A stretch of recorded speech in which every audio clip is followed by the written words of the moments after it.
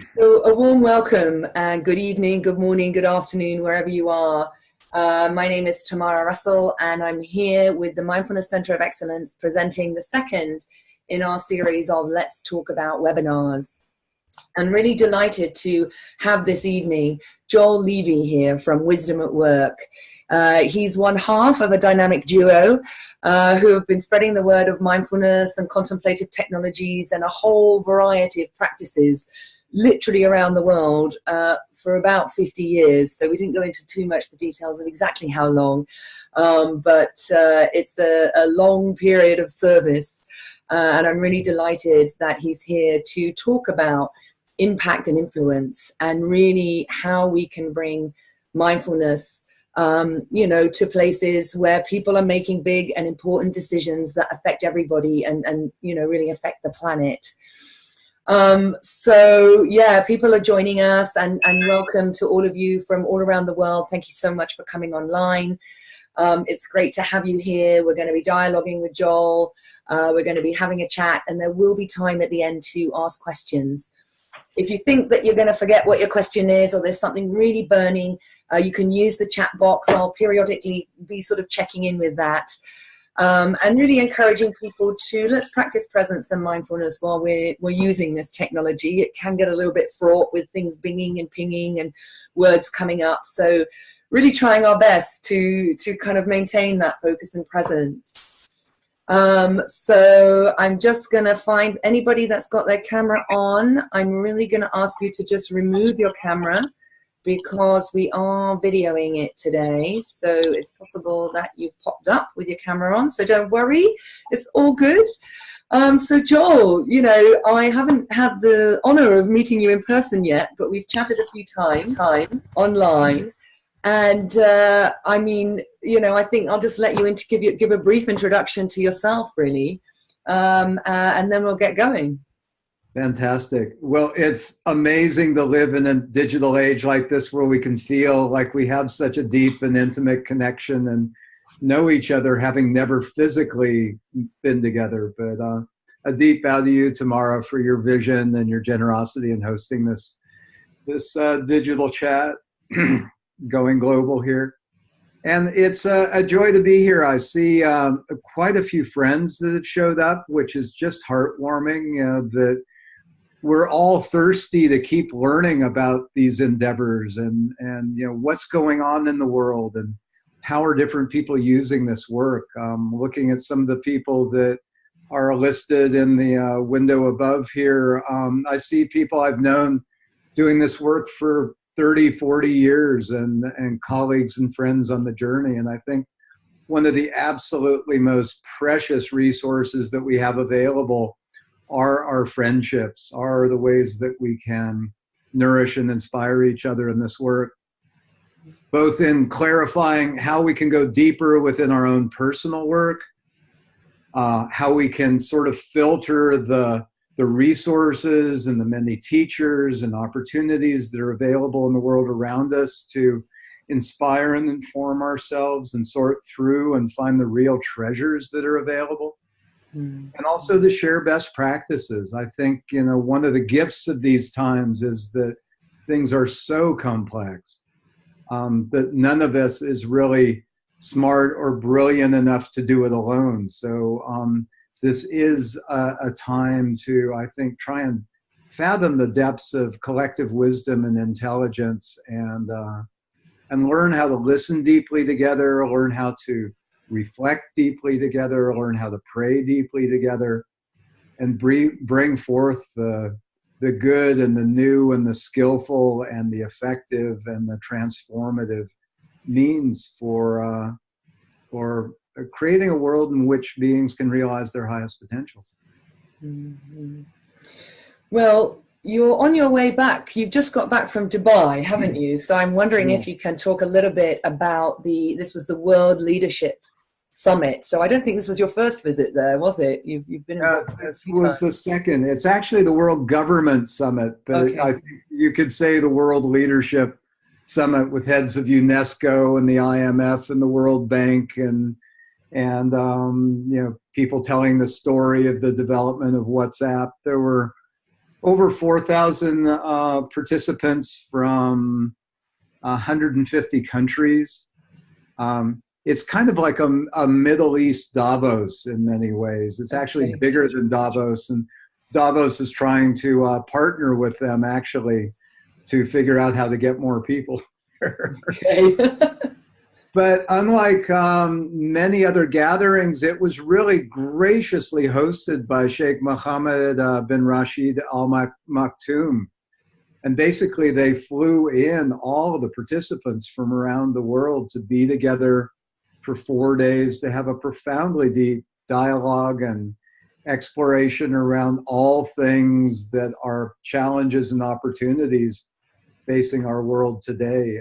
This session really had a lot on cryptocurrency and artificial intelligence and space colonization and alternative energy. And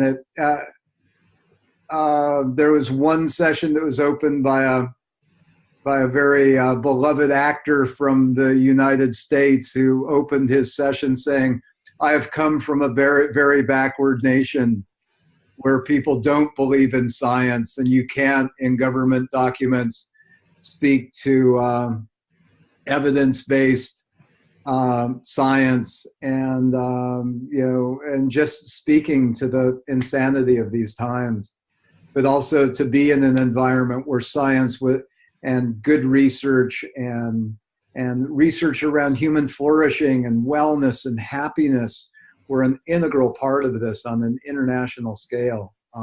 It was phenomenal. And we were fortunate we were invited because two of their excellencies in the Prime Minister's office had found us, essentially their HR manager had found us online.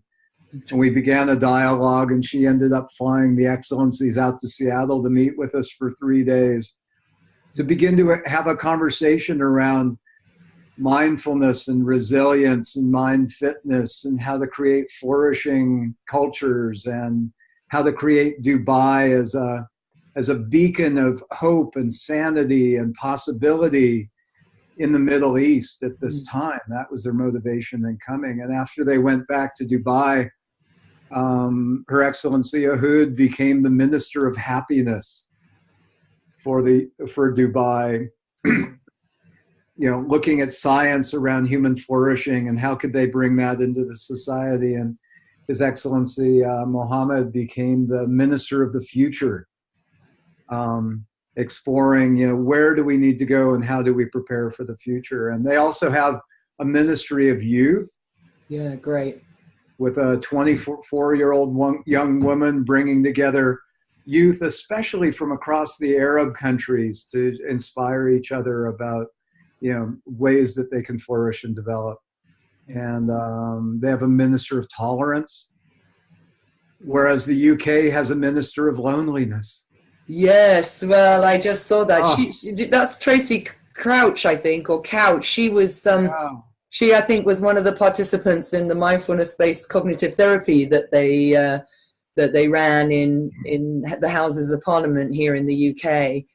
And she was also somebody that, if I remember correctly, she was somebody that was able to speak more about her personal struggles with depression more openly as a result of doing the training. So yes, she doesn't surprise me maybe that she was part of that. But you had some involvement with the UK all-party parliamentary group as well, didn't you? Are you able to share a bit about that experience and advisory capacity? About 6 years ago, George Poor invited us to the UK, and coincident with that, we hooked up with Madeline Bunting, I think, from The Guardian, who was part of the all-parliamentary roundtable on mindfulness at British Parliament. And we were invited in, pardon my cough left over from the trip. We were invited in to do a briefing for the group on how to really set standards, high quality standards for bringing mindfulness into organizational and corporate programs, and how to consider, what qualified instructors really are in this day and age where mindfulness has become so diluted and extracted and bastardized in many ways and commodified that the meaning of the word in some circles has become nearly meaningless. Yes. So, yeah, it was actually a very profound session just looking at our experience back in the days when we first started introducing mindfulness and mind fitness and all practices, interior and transformative, into higher education, into medicine, into organizations. We literally knew of absolutely nobody else working in the field. Mm-hmm. There were 2 yoga instructors in Seattle in those days. I mean, it was like the wild west of just, you know, wide open horizons. And years later, somebody said, "Oh, have you heard of John Kabat-Zinn?" You know, and he's doing some similar work to you. And we actually had started similar initiatives, us on the West Coast and Johnny on the East Coast, the same year.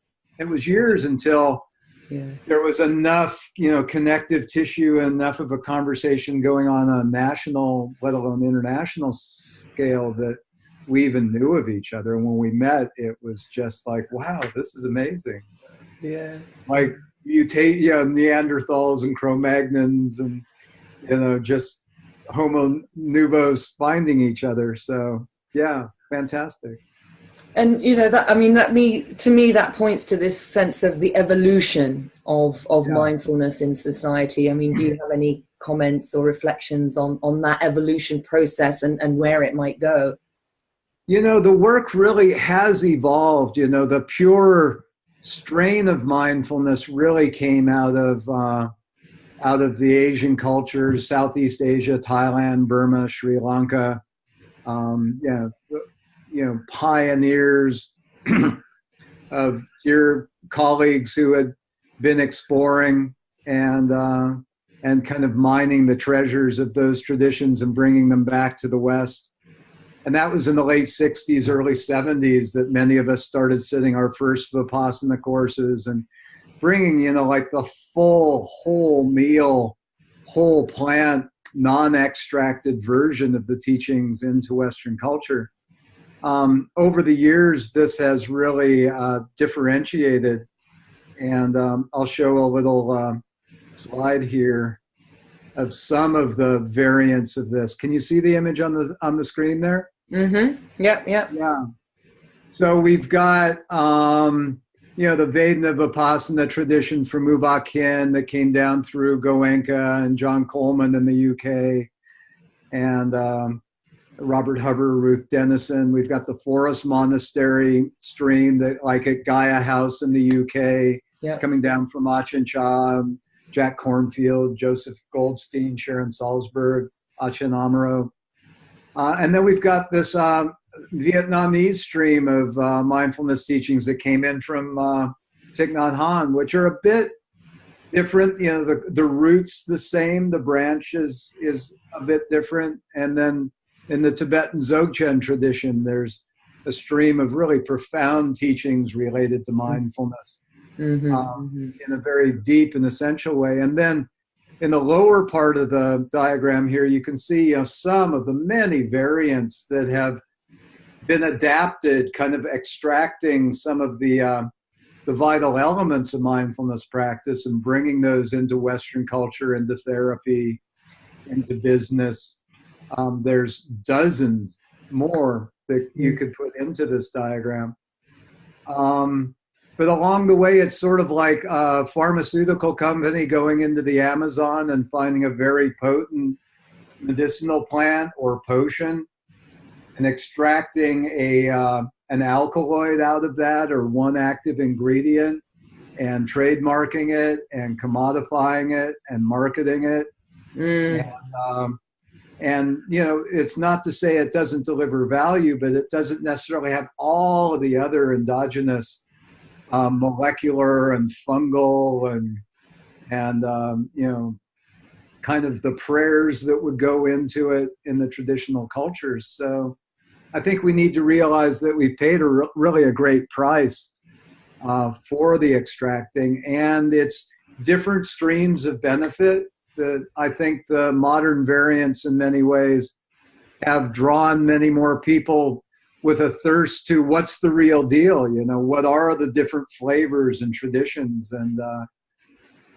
And I think we've been really fortunate and somewhat unusual to some degree over the years, because we have, in a sense, been Dharma mongrels, you know, kind of exploring and studying deeply with many teachers and many traditions, and having their encouragement and blessings to weave and interweave and to honor the unique styles and traditions, but also, you know, to have many tools in our, many apps on our device, so to speak, that each have their field of application.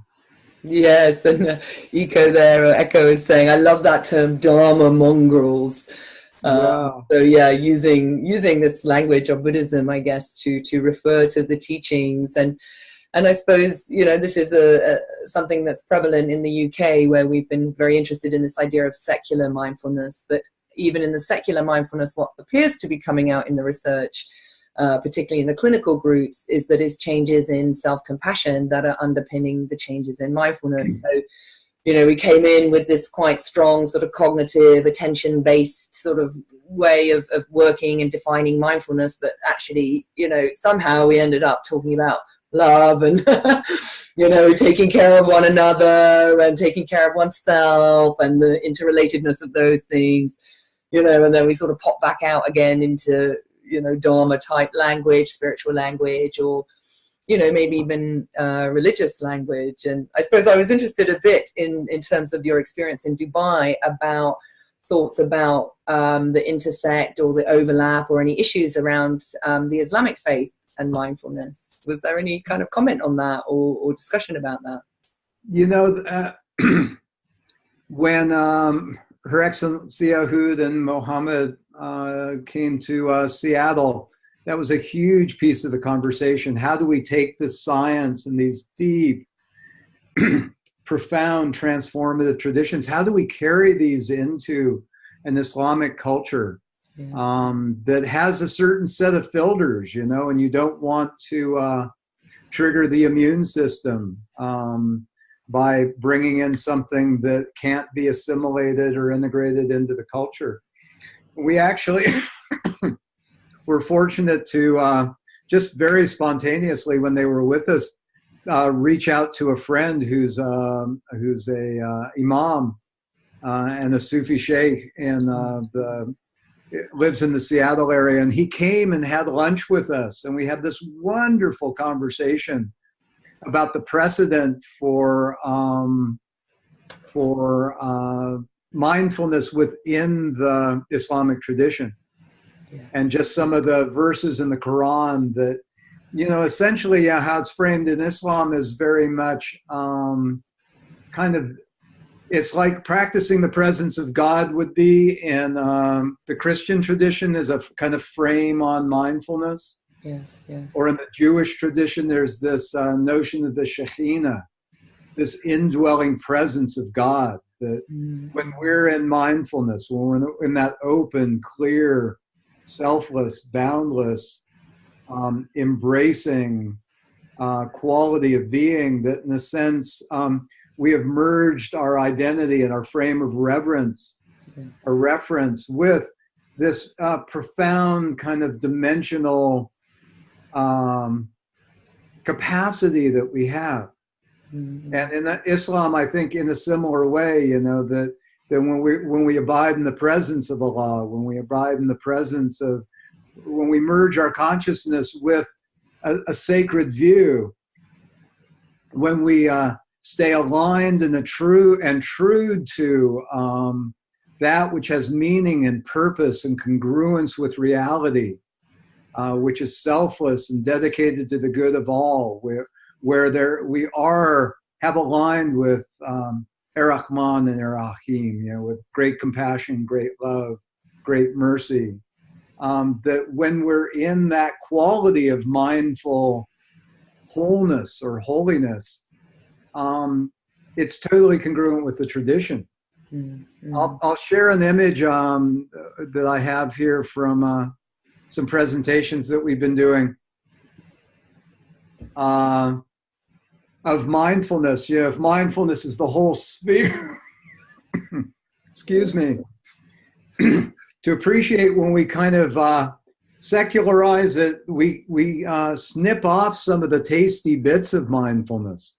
You know, we use maybe a universal perspective. We lose a sense of honoring of selflessness or of loving kindness or compassion, or a sense that whatever goodness or merit or benefit we find in this, it's just not a narcissistic endeavor that we're cultivating for our own good, but there's a sense of generosity to emanate and express the goodness and the inspiration of what we find through our practice for the greater good or for the good of all.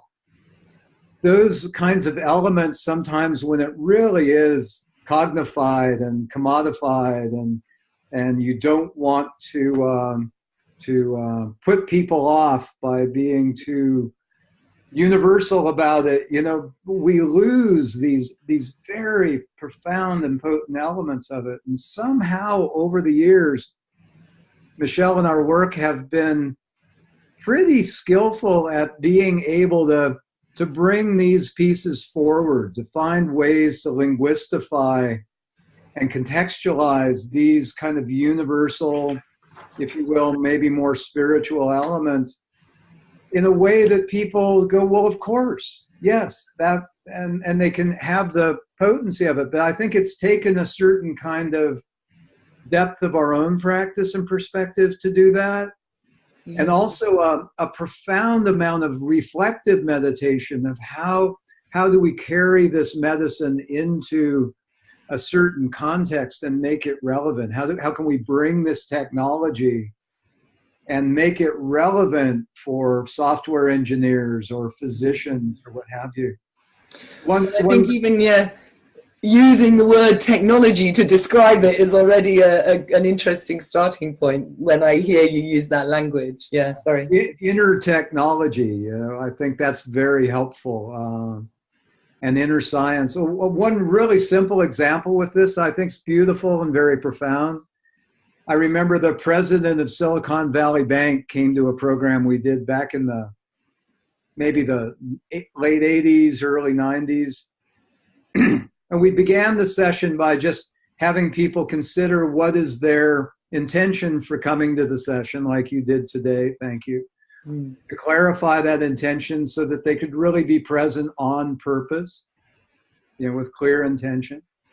But then we also invited people into a creative meditation, if you will, of just sensing ourselves at the center of our universe, and that if we were to leave this session, or even today, I invite all of us into this contemplation. If we were to leave this encounter or this conversation with an inspiration or a practice or a perspective that allowed us to show up more wholeheartedly, or to bring a deeper wisdom or a greater skillfulness into the field of our influence. And if we were to play that forward through all of the networks of influence and connection we have, how many people's lives might we touch for the better over the next 5 years or 10 years or 20 years? Just play that forward, a little bit more wisdom or love or listening or what have you, and to envision the ripples of that, of how many people's lives we might touch.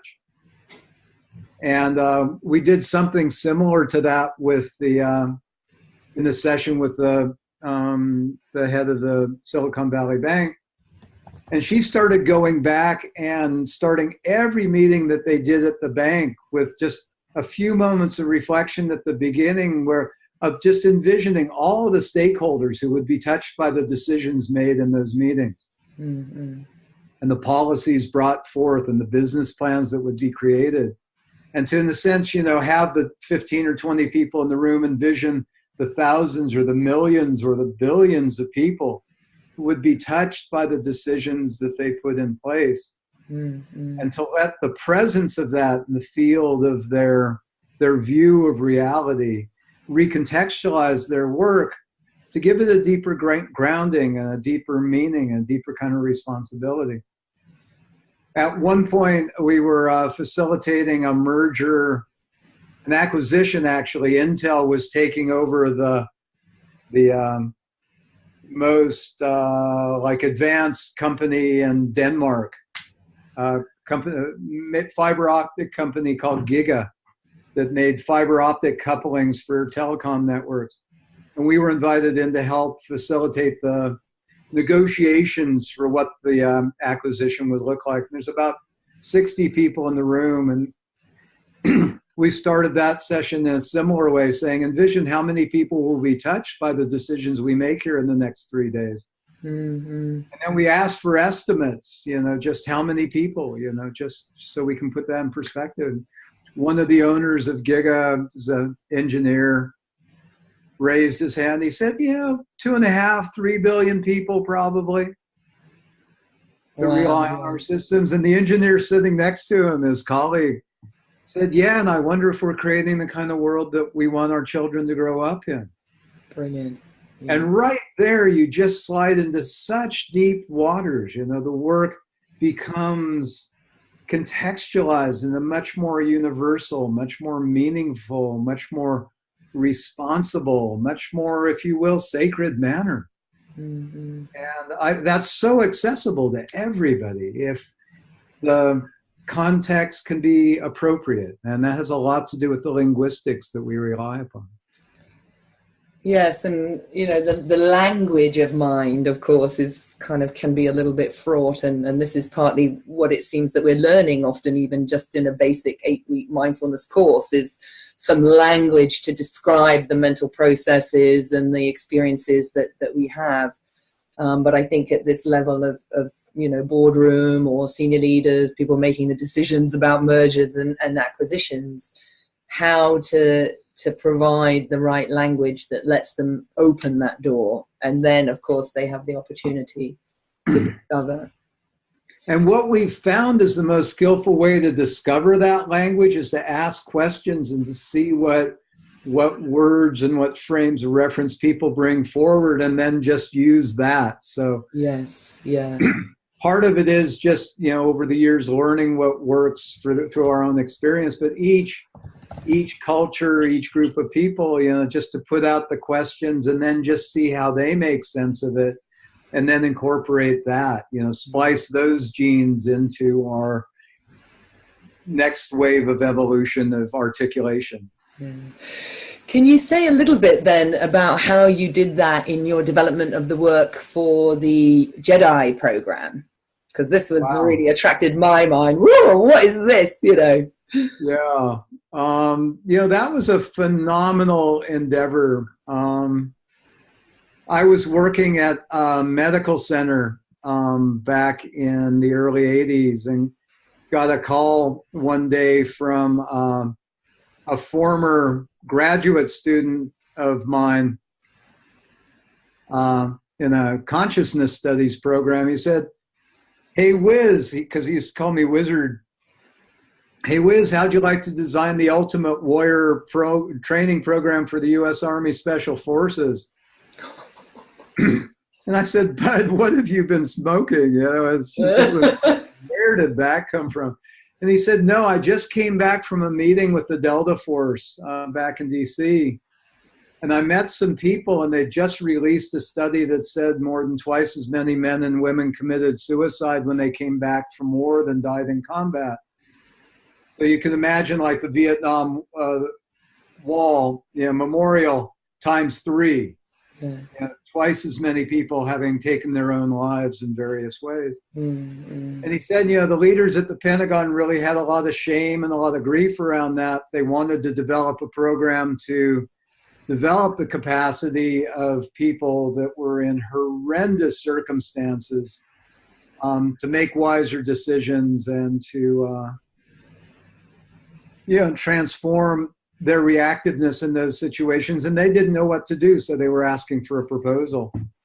So we sat down for an afternoon, banged out a proposal kind of on the back of a napkin. That's how the best projects start, yeah. Sent it into the folks at the Pentagon, and they came back saying, this is the most exquisite orchestration of human technology we've ever seen. Brilliant. Well, you're going to show something. And, yeah, I can show a few slides here. Yeah, please. If I can get here. So I love this quote from the UNESCO Charter. It says, since wars begin in the minds of men, it's in the minds of men that we must erect the ramparts of peace.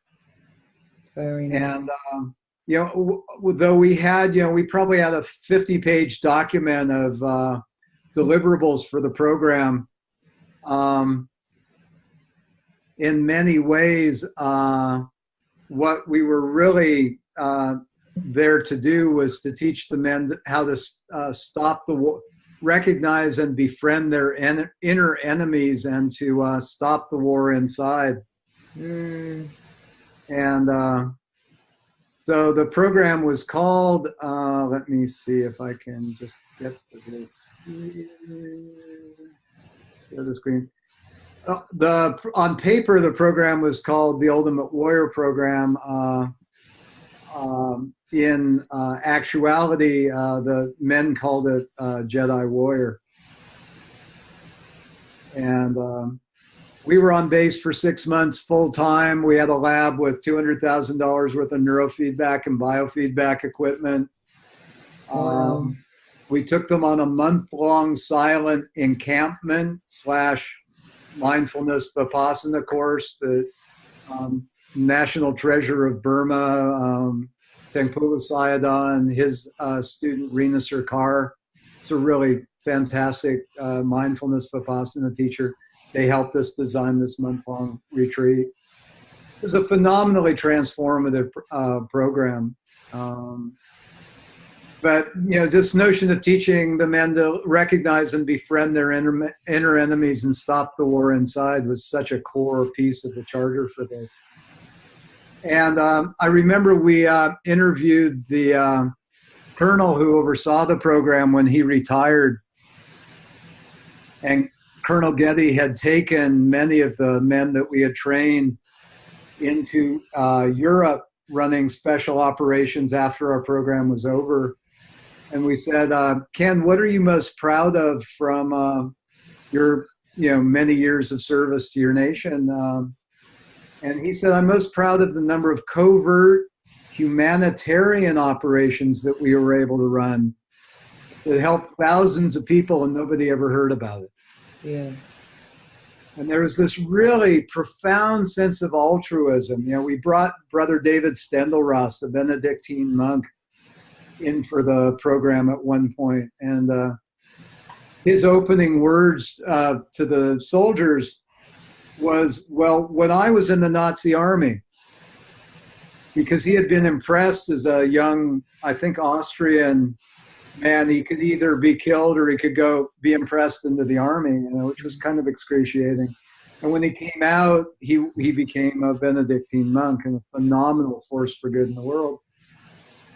But watching Brother David work with these men, who I must admit I had strong judgments about them and the archetype of them, and I was continually humbled by those judgments, by the goodness that they brought forth. But Brother David really ennobled them, I'd say, within the first 5 or 10 minutes, in a way where he said, look, regardless of who you think you are and what you're doing or what other people think about you, you know, please take to heart the nobility of the dedication that you have to be willing to sacrifice your life to protect and help others.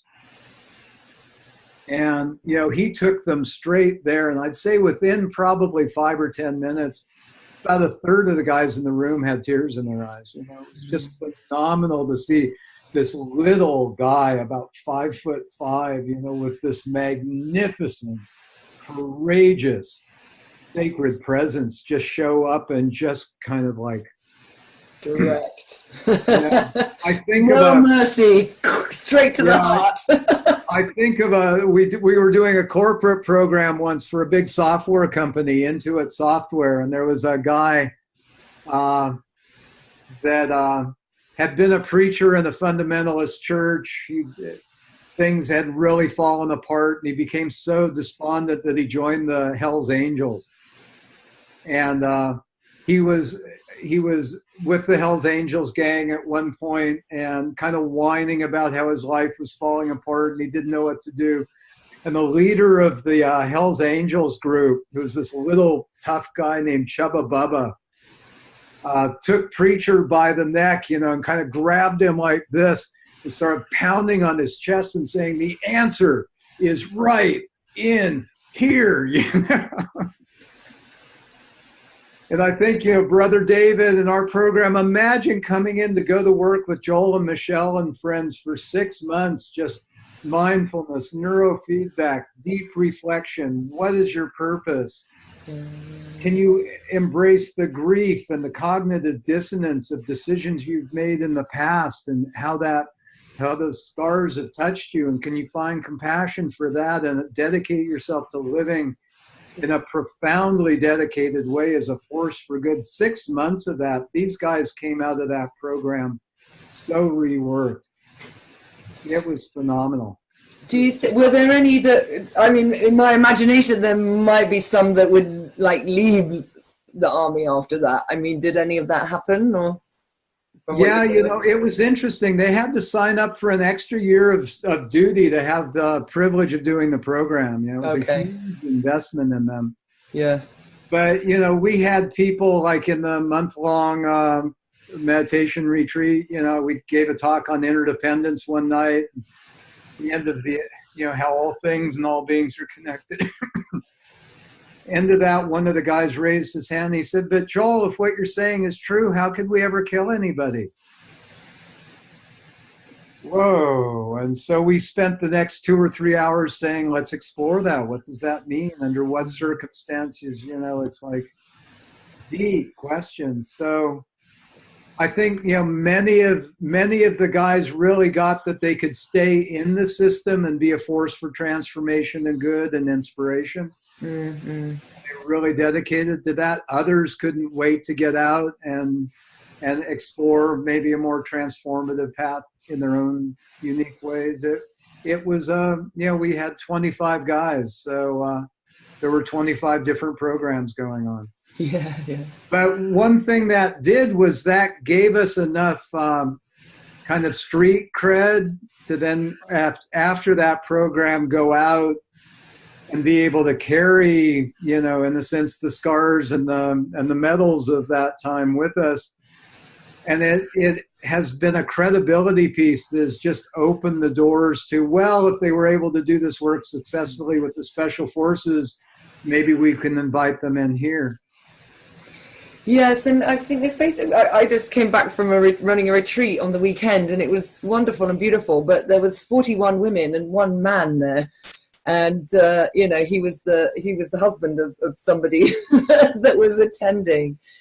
And, when you look at the research and the kind of gender balance, even in the research, some of that's more about women kind of coming forward with mental health problems and the stigma and the shame for men. I mean, what's your sense or experience or message for those out there who are maybe more interested in saying, how can we help, men if they're not routinely coming to our classes, or if we're meeting them in the more boardroom senior leadership space? What's your kind of reflections or tips for people? Sometimes we get asked questions like that, or how do you deal with resistance? And honestly, I've seen Michelle be asked that question. We look at each other and go, we don't encounter much resistance. And I think, part of it is context. One really kind of fun, but let's just cut through to the heart of this kind of practice and make it interesting. We can do that here. Just for everybody listening, in one hand, reach out and imagine you could hold all of the moments of your life that you fully lived. All the moments, if somebody was talking to you, you were listening. If you were eating food, you were tasting it. If you were having thoughts, you were mindful of those thoughts. If your children were talking to you, you were giving them your attention. All those moments when your eyes were open and you were seeing, and if you were tasting, you were tasting. The moments that you fully lived, and hold those in one hand. And then the other hand, imagine you can hold all the moments of your life that have passed by mindlessly, unnoticed, unseen, unfelt, unlived, completely irretrievable, never to be seen again.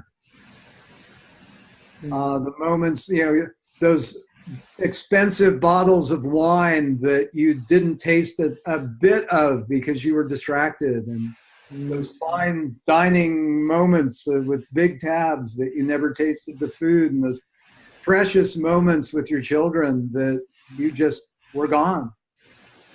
You know, the demons of mindlessness had carried you away from your life. And then hold those hands in a relative proportion, of what is there, and then we'll ask people, what percentage of your life have you really lived? Have you really been mindful? Have you really had the courage and the care and the dedication and the discipline to show up for? And having asked that probably of close to 10,000 people, on average, we'll hear 3 to maybe 15% that people have really showed up. Some of the research, if you look at research on mindlessness, they say 47% at the time. That, I think, is phenomenally, low. Yeah. But, in the feeling humbled by this, in the sense of, oh my God. Yeah, we'll say, so if your child gets to be 10 years old and you were only there for 2 years of it, let's be generous, say 20%, is that good enough? If you live to be 100 years old and you only showed up for 20 years of that, is that good enough? And it's just kind of like whack, get with the program. Can you feel the potential that's available to you if you really hold the intention to pay attention and to really wake up in the morning, and before you touch your devices and you get involved in external operating systems, to really activate and log on to your own primary operating system, to catch that first moment of the day that you're awake, to give thanks for the gift and the opportunity of another day on the great cosmic mat with the potential of awakening and being a force for good. So to be awake that you're awake, to be grateful, and then to really listen for your guidance. How do you want to live this day? What's important for me to remember and stay true to? And to listen for that guidance, to see how that intention comes to us, and then to really dedicate ourselves to living true to that throughout the day, and to not just for ourselves, but for the benefit of all. Not just so that we can be more successful, but so that we can be a force for good. And to set the intention for that. And then throughout the day to monitor and manage, to see when the variances introduce themselves and we start to wander off, and to come back and refocus in that intention. We go off again and to come back to that. And, to live on purpose rather than just tumble into the day, distracted by our devices, not clear on why we're alive or how the qualities of being we want to embody. Those kinds of little exercises and themes and challenges for people, it's just, they're charmingly accessible and compelling. Yeah, sort of like some hard-hitting, reflective questions that generate that kind of triggering of what I would, the salience network is kind of a little bit shocked, and when the salience network is triggered, boom, then we pop up and go, oh, hang on a minute, what am I doing? Why am I doing this? Salience, beautiful. And I think, then in the workplace, if we can be successful at creating teams, organizations, community groups that really are interacting and reinforcing each other with this work, To me, one of the absolutely greatest pieces of artwork and creative endeavor is to create a thriving, healthy, mindful organization. And we've seen times when we've come into organizations that were toxic and broken and distrustful and just imploded and siloed. And we work with them for a while, and you can have dozens or hundreds or thousands of people that have taken to heart the kinds of things we're talking about. And when they're in the room together, they really show up. Not, and they're monitoring what's going on the outside and on the inside. And they bring that forward and they interact with each other with a profound sense of kindfulness. You know, a profound sense of mutual respect, a profound sense of honoring the internal processes within them and between them, and can tap into the field of their collective wisdom and intelligence together. And to be in those kinds of organizations is profound, you know, and it's available to everybody if we can find the skillful means to do that. Well, and I think there's something about what you're describing, you know, it requires, yes, attention, intention, care, and, you know, often time. And I suppose one of the challenges in the modern working world and for senior leaders as well is really creating space and time to do this work. And, you know, we might break that down into kind of formal versus informal practices, kind of periods where you're maybe working intensively with an organization and then sort of figuring out how things can carry on. But is there any reflections on that might be helpful? You know, how has that been managed, or who's doing that well? You know, yeah. The practice issue, you know, how often, how deep, with whom, for how long, all those questions that we get. Great questions. And, you know, for us, we've kind of taken a different approach to bringing mindfulness and mind fitness training, because, you know, mindfulness is one, you know, like one color in the spectrum. There's so many other profound practices that we bring in, like Pilar in the chat here is talking about magical practice, which is a acronym for a whole bundle of practices that we weave together. But our approach has been a bit unique and countercultural in that we very seldom go into an organization and do like an 8-week mindfulness class. Okay. What we do is we come in and we do culture development or leadership development. And it's oftentimes, you know, CEO to janitor level, you know, just this is how we work together, and, you know, what's important to us as a team, and let's do a strategic planning project, or let's do a team building endeavor, or let's do a new product development innovation series of sessions in a mindful way. You know, where the practices are just integrated into, this is what it looks like when you bring all of your human resources present to do the work together. And it's just kind of like a no-brainer. How could you ever think you're going to work effectively with distracted, confused, disgruntled, non-aligned on purpose and intention kinds of people? And let's just do strategic planning or innovation or team building and incorporate and weave these practices in. When we're talking together, it's mindful dialogue and reflection. When we're listening for guidance, there's a real sense of, you know, deep somatic presence and connection and openness to clear, open, sky-like awareness, to be mindful of the nuances of the little waveforms of thoughts and inspirations and brilliant ideas that may arise. And how do we bring those forward? And let's pause for a moment. Whoa, what just happened? How did that land within us? What does that mean? Just listen into that, feel that.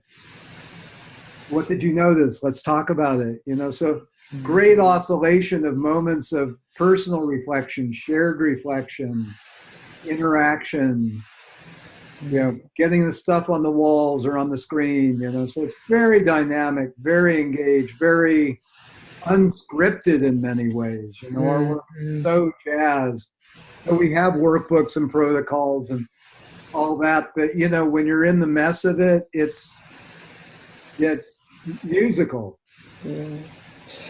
And I know you've got some things that you've been developing that you wanted to share a little bit with the audience this evening, you know, around, you know, what is available for people that might want to connect to you with this more longer duration programs, maybe experience some of the things that you're talking about.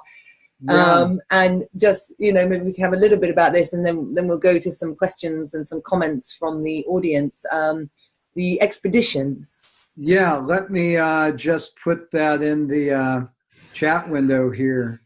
There's actually three things we'd like to share. So if people look at your chat window, through conversations with many colleagues in the UK,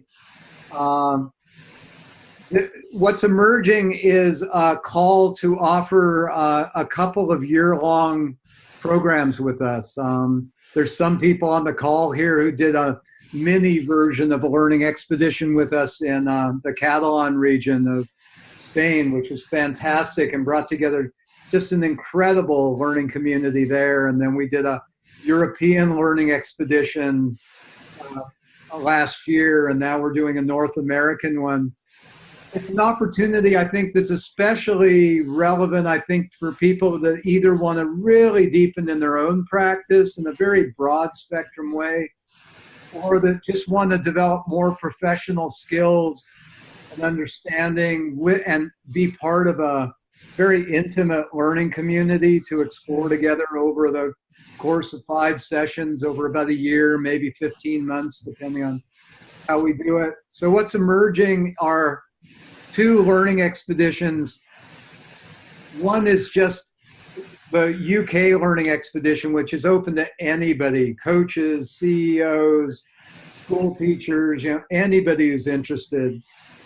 And then recognizing also that there is, I think in the UK and maybe Europe, a little bit more of a stratification in terms of class and leadership and trust.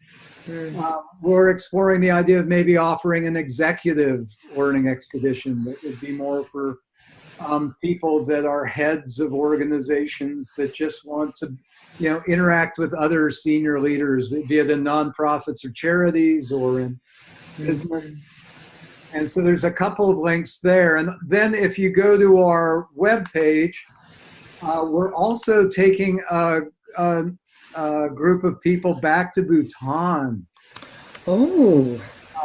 In September. And we went to Bhutan last March, just a year ago, actually. And that was a fantastic journey to the last country on the planet where the ethos and the values of the country are around creative altruism and dedication to awakening to our highest potential for the benefit of all beings. And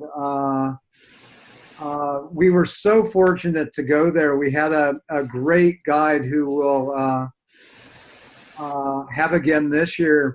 And he'd take us into the temples and the monasteries, and he would introduce us to the people there, the monks there, as practitioners, not just as tourists. And we'd sit in the temples for hours, and all the thangkas and the paintings and the iconography. Since we've studied in those traditions for close to 50 years, we gave teachings and meditated in these just amazing places. And the monks would come over afterwards and thank us and say, "Oh, since you know and care about this, come, we'll show you the relic room or the treasures in the back." And just all the doors were open. Amazing. So we're going back to Bhutan in September of 2018. And if anybody's inclined to join us on that journey, if you go to our homepage, wisdomatwork.com, you'll see some pictures and some links. You can just click on those and get the information.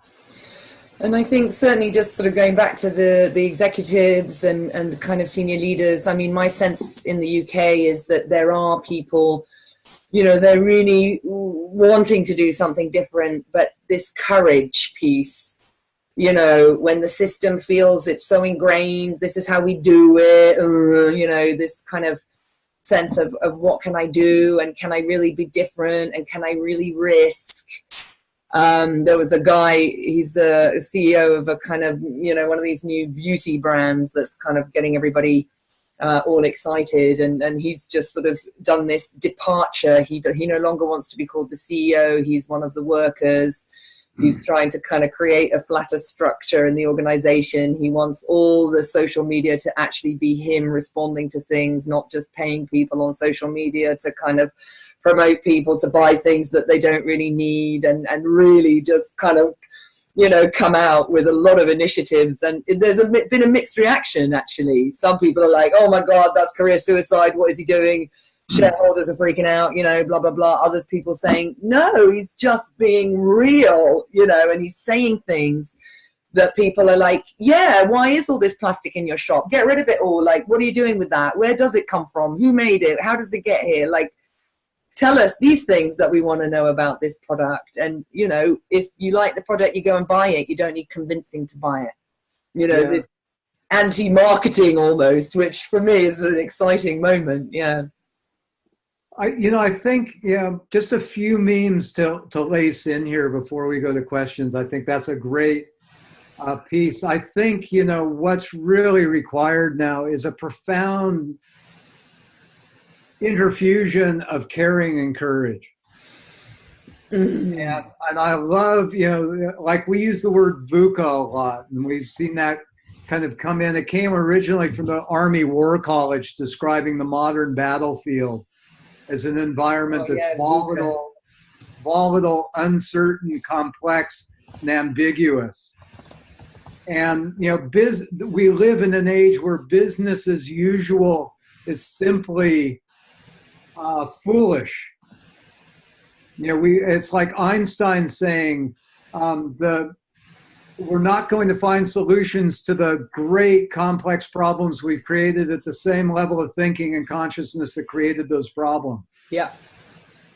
And I think, and add to that, the notion that we're at the time of the great unraveling, where we have departed so far from what is sensible and sustainable and meaningful with our government systems and our financial systems and our healthcare systems and our exploitation of the planet, that all the systems are starting to unravel and fall apart. We're realizing they're unsustainable. Yeah. Gross national product is insane. It's like, so it's a time of the great unraveling, but it's also the time of the great turning, where we come back to wisdom again, where we start to look back for deeper, truer ways of living that are more congruent, that are more sustainable, that are more eco-sensible. And in this, there's a great honoring for science, and there's a great modern science, and there's a great honoring of ancient science. Technologies which are now being profoundly verified. There's anybody who says, show me the data at this point, it's like, how much data do you want? It's like, it's not like this stuff hasn't been really severely validated now. So in this, there's one, maybe last slide I'd like to share. Yeah, just while you're finding that, I will point people to the chat box. Joel's got an article coming up in Positive and Mindful Leadership about leading in this VUCA times. So I think that's due to come out sometime in March.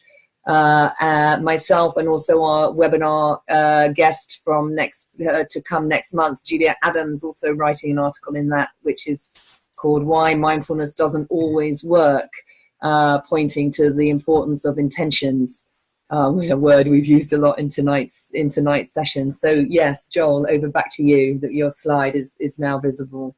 Yeah, and Juliet's a friend and has worked with us as well. So, it's just what an amazing bunch of people are working in this space. And really looking over, who's showing up for this call, may we continue this conversation for decades to come, and look back and celebrate our successes.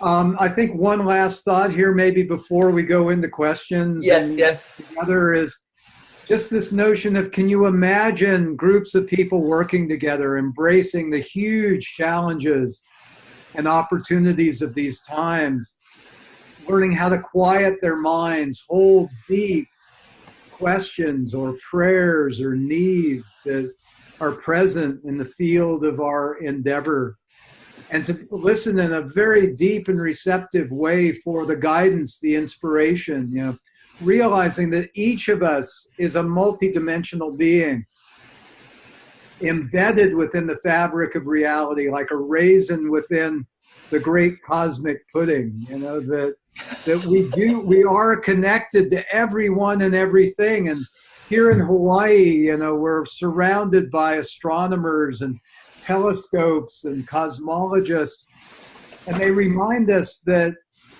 we can only measure 96% of what exists in the universe.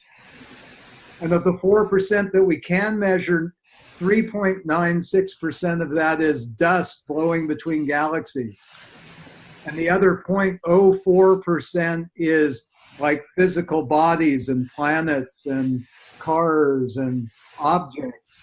So if we could just fathom that each of us, you know, what we can measure is maybe 99.96% missing, you know, that we're embedded within the matrix of great mystery, but through our minds and through the field of our consciousness, we can discern the nature of things and how to respond with intuitive wisdom. And if we can train individuals and groups of people to quiet their mind, to hold deep questions and deep prayers and innovative challenges, and bring forth guidance with that deep, sincere kind of collective wisdom and intelligence, I really do think that we can find ways to flourish in this world together. And in many ways, I think that the future of humanity depends on us learning how to do this together. Václav Havel said, you know, without a revolution in this, Václav Havel, the president of the Czech Republic, when he was speaking to the US Congress many years ago, said, without a revolution in the sphere of human consciousness, nothing will change for the better. And the catastrophes that we face will be inevitable. So I think, you know, for all of us on this call, great appreciation for our revolutionary spirit in being able to evolve ourselves and the communities that we have influence of, to tap into a deeper wisdom that we can flourish together with. Well, I mean, on that positive and optimistic note, we'll pull this recording to a close, and then we'll go into some questions, aware that we have reached time as well. But thank you so much. You know, stay online, those of you that want to ask some questions, and just, you know, my deep gratitude to you for sharing some of your experiences. I mean, we could have had a million webinars probably, but, you know, maybe this is the start of some conversations, worldwide conversations. You would like to add something to end before we stop?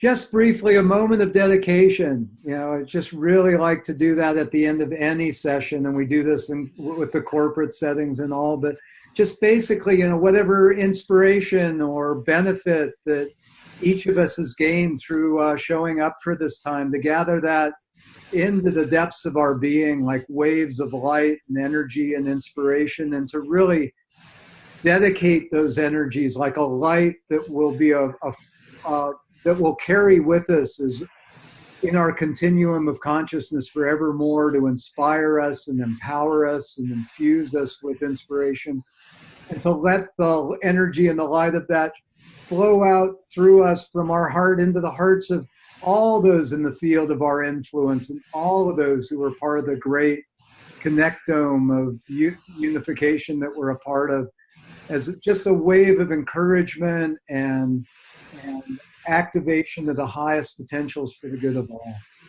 That we really realize we're not doing this work alone, and that we really are doing this work for the good and the benefit of all beings.